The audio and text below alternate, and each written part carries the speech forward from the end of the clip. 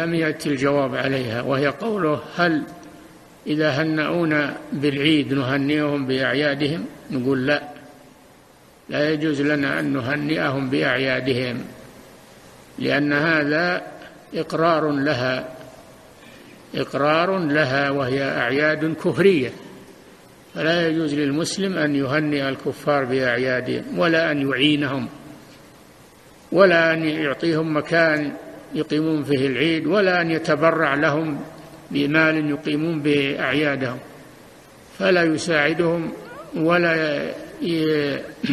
يهنئهم في أعيادهم، لأنها أعياد كفر.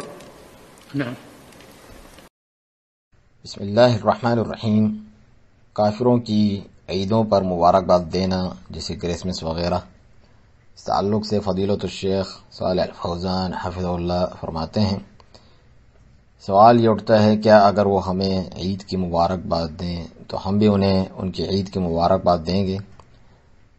جواب یہ ہے کہ ہم کہیں گے نہیں، ہمارے لیے جائز نہیں کہ ہم ان کی عیدوں پر انہیں مبارکباد دیں، کیونکہ یہ اس کا اقرار کرنا ہوا، جبکہ یہ کفریہ عیدیں ہیں۔